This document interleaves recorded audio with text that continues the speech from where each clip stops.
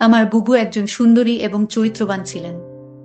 আমার বুবু আমার লেখাপড়ার খরচ জোগাড় করার জন্য একটা বড় মালিকের বাসায় কাজ করতেন। একদিন মালিক বুবুকে ফ্রিজে রাখা খাবার খাওয়ালেন বুবুর অনিচ্ছায়। তারপর বুবু জ্ঞান হারিয়ে ফেলে। অজ্ঞান অবস্থায় মালিক বুবুর সাথে। বাকি ঘটনাটি গল্পতেই বলছি। আমার বুবুর যখন বিয়ে হয়ে যায় আমি তখন ক্লাস 9-এ পড়ি। স্কুল থেকে ফিরে শুনি আজ বুবুর বিয়ে। আব্বা আমাকে বললেন, শিবু ঢাকা থেকে মেহমানরা আসবে, তুই এক ছুটে বাজারে যা, আফজালকে বল তার ডেকোরেশনের চেয়ার পাঠাতে।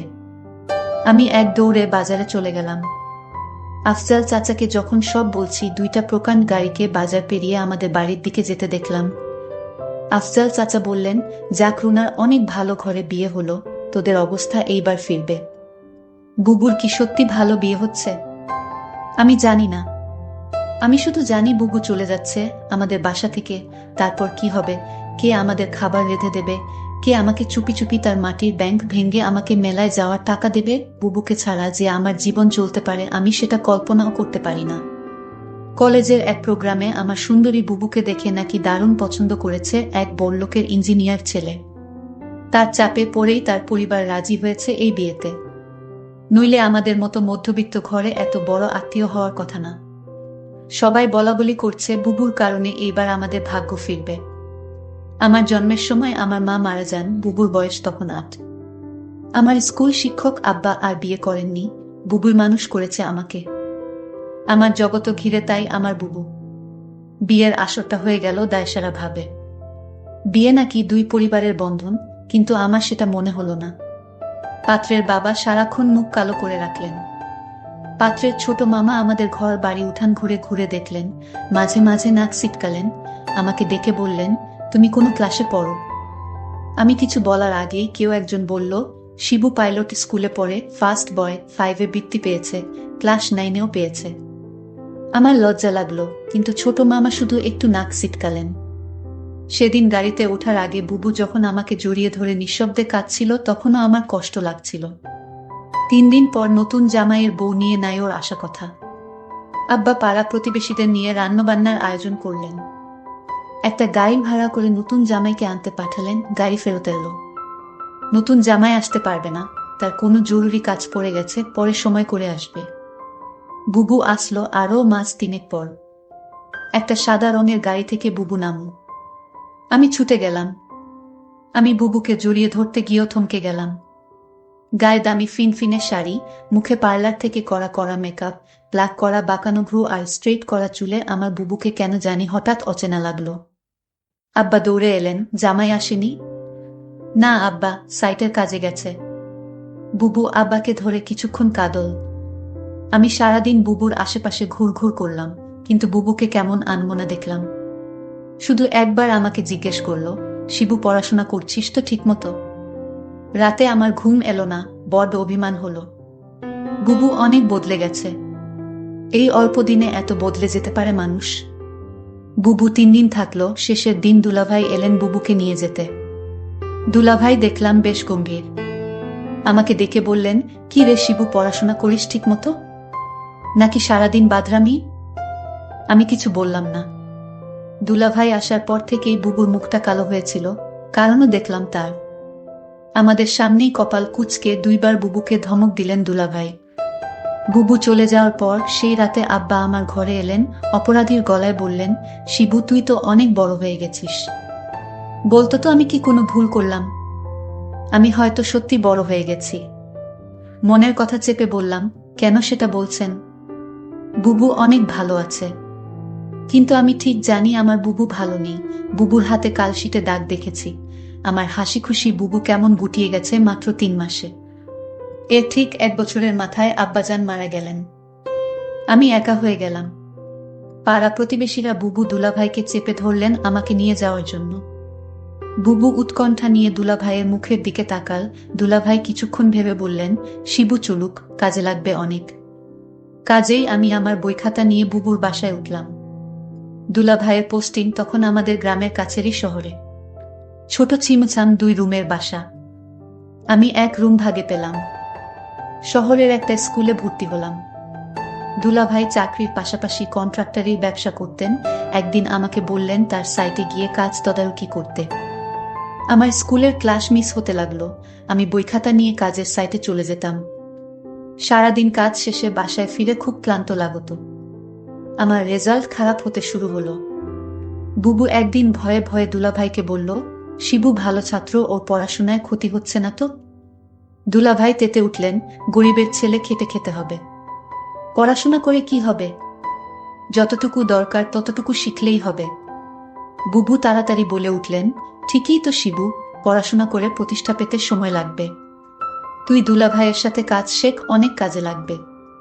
আমি বুবুর কথায় অবাক হয়ে গেলাম। এই বুবুই আমাকে তৈরি করেছে। সবসময় বলতো পড়াশোনা করে একদিন অনেক বড় হতে হবে। পড়াশোনা ছাড়া আমার আর কোনো কাজ নেই। আজ কত পরিবর্তন। আমি দুলাভাইয়ের সাইটে কাজ দেখতে লাগলাম। ক্লাস 9-এর একটা কিশোরের জন্য নিশ্চয়ই খুব সহজ কাজ না। কিন্তু আমি শিখতে লাগলাম, সাথে পড়াশোনায় করতাম সাইটে।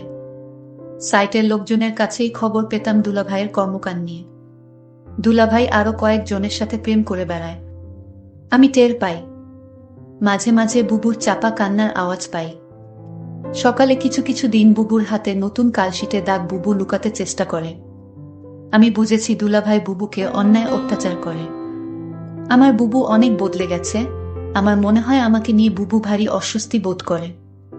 কেমন পালিয়ে বেড়ায়, দেখা হলে ঠিকমতো কথা বলে না। মাঝে মাঝে দুলাভাই বুবুকে পার্লার থেকে সাজিয়ে পার্টিতে নিয়ে যায়। আমার অবাক লাগে। তবু এক একটা দিন যখন বাসায় দুলাভাই থাকে না, হঠাৎ সেই পুরান দিনের মতো বুবু তেল নিয়ে এসে বলে, শিবু আয় তোর মাথায় দিয়ে দি। আমার চোখে পানি আসে। আমি লুকাবার চেষ্টা করি। একদিন অনেক রাতে ফিরে দুলাভাই আমাকে ঘুম থেকে ডেকে তুললেন। আমি জেগে দেখি দুলাভাই প্রচণ্ড রেগে আছে। আমাকে বললেন, হারামজাদা, তোকে আমি সাইট দেখতে দিছি আর তুই সেখানে পড়াশোনা করিস? আমি চুপ করে দাঁড়িয়ে রইলাম। হঠাৎ করে দুলাভাই আমার চুলের মুঠি ধরলেন। বল, আজ সাইট থেকে 1 লাখ টাকা চুরি করেছে কে? নাকি তুই করেছিস? আমি অবাক হয়ে গেলাম। সাইটের টাকা পয়সা সংক্রান্ত কোনো কিছুর সাথেই আমি জড়িত না। আলাদা অ্যাকাউন্টস আছে। তবু বললাম, আমি কিছু জানি না দুলাভাই। তুই জানিস না? কেন জানিস না? তুই এর সাথে জড়িত শিওর? আমার খেয়ে আমার সাথেই দাওতাবাজি। দাঁড়া। দুলাভাই তার বেল্ট দিয়ে আমাকে মারতে আরম্ভ করলেন। আমি সারা জীবনে কখনো মার খাইনি। পরিবারে আদরে মানুষ হয়েছি। স্কুলে ভালো ছাত্র হওয়ায় স্যারেরা অত্যাধিক স্নেহ করতেন। আমি দেখলাম বুবু পাথরের মতো দাঁড়িয়ে আছে। দুলাভাই একসময় ক্ষান্ত দিয়ে চলে গেলেন। আমি সারা রাত বিছানায় শুয়ে কোকালাম। চেষ্টা করলাম মুখ দিয়ে শব্দ না করতে। আব্বা মৃত্যুর আগে বলেছিলেন, শিবু, পুরুষ হয়ে গরিব ঘরে জন্মাইছিস। সামনে অনেক কষ্ট আসবে, শক্ত থাকবি। কখনো কাঁদবি না। পুরুষদের কাঁদতে নেই। পরদিন সকালে আমার ঘুম শরীরে হালকা জ্বর নিয়ে। উঠে দেখি বুবু বসে আছে আমার শিয়রে। শিবু, উঠতে পারবি? আমি মাথা নাড়লাম। হ্যাঁ। তাহলে চল। তাকিয়ে দেখি বুবু একটা ব্যাগ গুছিয়ে রেখেছে। আমি বললাম, কোথায়? বাড়ি ফিরে যাব, চল। তুই আবার ভালো করে পড়াশোনা শুরু করবি, আমি দরকার হয় বাসায় কাজ করব। দুইজনের একটা ব্যবস্থা হয়ে যাবে। আমি অবাক হয়ে তাকিয়ে রইলাম। বুবু আমার জন্য তার স্বামীকে ডিভোর্স দিয়ে চলে এলো এবং সেই বাড়ি থেকে চিরদিনের জন্য চলে এলো। তারপর বাসায় আমি আর বুবু থাকি। বুবু একটা বড় লোক বাসায় কাজ পেল। তাদের কাপড় ধোয়া, রান্না করা ইত্যাদি তাদের কাজ করতে হবে। মাস শেষে যে টাকাটা পাবো সে টাকা দিয়ে আমার লেখাপড়ার খরচ আর পরিবার চলে যাবে। বুবু যে বাড়িতে কাজ করে সেই বাড়ির মালিক বুবুকে একদিন বলেছিল, তোমার যত টাকা দরকার আমি দিব, তুমি শুধু একটি কথা রাখো। বুবু বলল, আমি বাসায় কাজ করি, এটাই আমার চলে, অতিরিক্ত টাকার আমার দরকার নেই। বুবু বুঝতে পেরেছিল বাসার মালিকের চরিত্র ভালো না। তারপরও বুবু এই বাড়িতে কাজ করে যে টাকা পেত সেটা দিয়েই আমাদের মাস চলে যেত। মালিকের বাসার সবাই একদিন কোথায় ঘুরতে গেল। শুধু মালিক বাড়িতে ছিল। মালিকের নাম আছান আলী। বুবু বলল, আজ তো বাসায় কেউ নাই, তেমন কাজও নাই, তাহলে আজ আমি চলে যাই। মালিক তখন বলল, শোনো, অনেক কাজ পড়ে রয়েছে। কি কাজ পড়ে রয়েছে মালিক? মালিক বলল, বাসায় কেউ নাই, আমার দেখাশোনা কে করবে? আমি বলেছিলাম, ও তাই তো। মালিকের জন্য রান্না করলাম, ঘর পরিষ্কার করে মালিককে খাবার দিয়ে বললাম, রাত অনেক হয়েছে, আমার ছোট ভাইটা চিন্তা করছে, আমি এখন যাই। মালিক ধমক দিয়ে বলল, এই মেয়ে, তুমি এই বাড়ির চাকরানী। মালিক যখন আদেশ করবে তখন তুমি এই বাড়ি থেকে যাবে, তার আগ পর্যন্ত এখান থেকে এক পাও লড়বে না। আমি তখন নিশ্চুপ হয়ে দাঁড়িয়ে রইলাম। আমার মুখ দিয়ে কোনো কথা বের হলো না। হঠাৎ মালিক বলল দরদ কণ্ঠে, মানে আমার তো ছেলে মেয়ে আছে, তোর কষ্ট আমি বুঝি। তুই তোর মাকে হারালি, বাবাকে হারালি, নিজের স্বামীকে হারালি, এখন ভাইটাকে লেখাপড়া শিখিয়ে মানুষ করার জন্য তুই পরিশ্রম করছিস। আমি মালিকের হঠাৎ এরকম ভালো কথা শুনে আমি কিছুটা অবাক হলাম, কিন্তু সে মুখে যা বলছে চেহারায় তা প্রকাশ পায় না। আমাকে বলল, আমার স্ত্রী, ছেলে মেয়ে তারা 2 দিনের জন্য ট্যুরে গেছে। আমি বলেছিলাম, আপনি যাননি কেন? আমার ঘোরাফেরা তেমন একটা ভালো লাগে না, আমি এর আগে বহুবার ঘোরাফেরা করেছি, এখন আর ভালো লাগে না। তুই আমার মেয়ের মতো, ধর তোকে আমি কিছু টাকা দিলাম, তোর ভাইয়ের সামনে পরীক্ষা ভালো মন্দ কিছু খাওয়াইস। আমি বলেছিলাম, আমার টাকা লাগবে না। মালিক তখন আমায় জোর করে টাকাটা হাতে ধরিয়ে দিল, আমি না নিয়ে পারলাম না। মালিক আমার প্রতি হঠাৎ এমন দরদ দেখাচ্ছে কেন? যখন মালিকের ছেলে মেয়ে বাড়িতে ছিল তখন তো তিনি এরকম দরদ দেখায়নি। আমি মালিকের এরকম ভালো ব্যবহার দেখে কিছুটা অবাক হলাম। এরকম কথা বলতে বলতে প্রায় রাত 11টা বেজে গেল। ওইদিকে আমার ভাই আমার জন্য চিন্তা করছিল। আমি মালিককে বলেছিলাম, এখন আমি যাই। সে তখন বলল, না, আজ তুমি যেতে পারবে না, এই বাড়ি তোমার পাহারা দিতে হবে। আমি বলেছিলাম, দেখুন সাহেব, আমার ডিউটি তো সকাল 6টা থেকে সন্ধ্যা 6টা পর্যন্ত। মালিক তখন আমাকে অবাক করে বলল, তাই বলে যদি আমার সমস্যা হলে তুমি দেখবে না? আমি তো তোমারে আমার মেয়ের মতোই দেখি। মালিকের কি উদ্দেশ্য ছিল আমি তা জানি না, তবে এইটুকু বলতে পারি মালিক তেমন ভালো না। তবে আজ আমার সাথে সে খুব ভালো ব্যবহার করল। তবে এর আগে যে আমার সাথে ব্যবহার খারাপ করেছিল তা বলছি না, তবে লোকের মুখে শুনি মালিক ভালো না। কিন্তু আজ মালিক আমাকে কিছুতেই বাড়ি যেতে দিচ্ছে না কেন? আমি সেটা নিয়ে দুশ্চিন্তায় পড়ে গেলাম। এর মধ্যে মালিক বলল, আজ আমি নিজ হাতে খাবার তৈরি করেছি। আমি বললাম, কেন নিজ হাতে আপনি খাবার তৈরি করলেন? খাবার তো আমি রান্না করেছি, তার মধ্যে আপনি আবার রান্না করলেন কেন? আরে না মা, সেই খাবার না, ফ্রিজে আমার স্ত্রী আমার জন্য কিছু ভালো খাবার আলাদা রাখতো, সেই খাবার নিয়ে আসলাম। আমি বললাম, ও আচ্ছা। তারপর আমায় বলল, নেমা, আমরা একসাথে আজ খাবার খাই, পেটে বড্ড খিদে পেয়েছে। আমি বললাম, আপনি খান, আমি বরং রান্না করা খাবার খাই।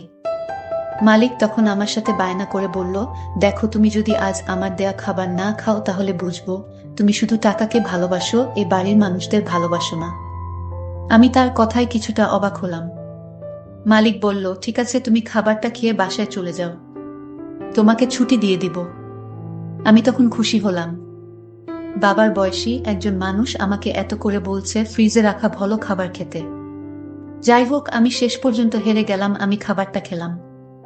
আর ফ্রিজে রাখা খাবারটা খাওয়ার জন্য রাজি হলাম তার একটাই কারণ, মালিক বলেছিল আমায় ছুটি দিয়ে দিবে খাবারটা খেলে। আর তাই আমি ফ্রিজে রাখা খাবার খেলাম। খাবারটা ভালোই লাগলো, দামি খাবারের আগে আমি এমন খাবার কখনো খাইনি। আমার খেয়ে ভালোই লাগলো। খাওয়া দাওয়া শেষ করতেই আমি বললাম, মালিক, এবার যাই। এই কথা বলতেই আমি চোখে কিছুটা ঝাপসা দেখতে পেলাম। আমার চোখ অন্ধকার হয়ে আসতে লাগলো। আমি বেহুশ হয়ে মাথা ঘুরে পড়ে গেলাম। তারপর কি হয়েছিল তা আমি বলতে পারবো না। আমার পরের দিন দুপুরে জ্ঞান ফিরে। আমি জেগে দেখি আমি হাসপাতালে কেবিনে শুয়ে আছি। আমার ছোট ভাইটা বলল, বুবু, তোমার কি হয়েছিল? আমি আমার ছোট ভাইকে জিজ্ঞেস করলাম, আমি এখানে কিভাবে এলাম? ছোট ভাই আমাকে বলল, বুবু, আমি তোমার জন্য অপেক্ষা করতে করতে কখন ঘুমিয়ে পড়লাম। আমি বলতে পারলাম না, কিন্তু আমার সকাল সকাল ঘুম ভাঙার পর আমি তোমার রুমে গিয়ে দেখি তুমি বাসায় ফিরোনি। আমি তখন দৌড়ে তুমি যে বাড়িতে কাজ করো সেই বাড়িতে গেলাম। গিয়ে দেখি তুমি মালিকের ঘরে অজ্ঞান অবস্থায় শুয়ে আছো। তারপর মালিককে আমি জিজ্ঞেস করলাম, আমার বুবুর কি হয়েছে? সে বলল, ঘুমিয়ে আছে, কি আর হবে। তবে তোমার বুবুর মনে হয় প্রেশার কম হয়ে গেছে, তাই ক্লান্ত হয়ে শুয়ে আছে। আমি বলি কি, তোমার বুবুকে হাসপাতালে নিয়ে একটা সেলাইন দাও, তাহলেই সব ঠিক হয়ে যাবে। টাকা যা লাগে আমি দিয়ে দিচ্ছি। তখন মালিক আমাকে 5,000 টাকা দিয়ে বলল, যাও তোমার বুবুকে হাসপাতালে নিয়ে যাও। আমি তোমাকে হাসপাতাল নিয়ে আসার পর ডাক্তাররা বলল পরীক্ষা করতে হবে। ডক্টর বলল, তোমার প্রেশার কমে যায়নি, তোমাকে খাবারের সাথে কিছু মিশিয়ে তোমাকে অজ্ঞান করা হয়েছে। তারপর ডাক্তার বলল, মেয়েটি তোমার কি হয়? আমি বললাম, আমার বড় বোন। তোমার সাথে আর কেউ আসেনি? না ডক্টর, বুবুর আমি ছাড়া আর কেউ নাই। আমি ডক্টরকে জিজ্ঞেস করলাম কি হয়েছে। আমার বুবুর বলেন ডক্টর। ডক্টর বলল, তোমাকে বলা যাবে না। আমি আমার ছোট ভাইয়ের কথা শুনে বুঝতে পারলাম আমার সাথে কি ঘটেছিল। মালিক আমার সাথে এরকম অসম্মানজনক আচরণ করল। আমি এই কথাগুলো শুনছিলাম আর আমার চোখ বেয়ে বেয়ে পানি পড়ছিল। আমি সিদ্ধান্ত নিলাম মনে মনে আমি আর এই পৃথিবীর মুখ দেখতে চাই না। কিন্তু আমার ছোট ভাইটা আমাকে বলল, বুবু তোমার কিছু হলে আমি বাঁচব না বুবু। তুমি ছাড়া এই দুনিয়ায় আমার কেউ নাই বুবু। আমার ছোট ভাইটা আমার জন্য এভাবে কাঁদতে লাগলো। ছোট ভাইটা বলতে লাগলো, বুবু আমি আর লেখাপড়া করব না। আজ থেকে আমি কাজ করব। তোমাকে আর কাজ করতে দিব না। তুমি শুধু ঘরে বসে থাকবা। আর তোমাকে আমি যেভাবেই হোক তোমাকে ভালো ছেলে দেখে তোমাকে বিয়ে দিব। ভাইটার কথা শুনে আমার চোখের পানি ধরে রাখতে পারলাম না। আমি বেঁচে রইলাম আমার ছোট ভাইটার জন্যই। বন্ধুরা, আজকের গল্পটি তোমাদের কাছে কেমন লাগলো তা অবশ্যই কমেন্ট করে জানাবেন। ভালো থাকবেন সবাই, ধন্যবাদ।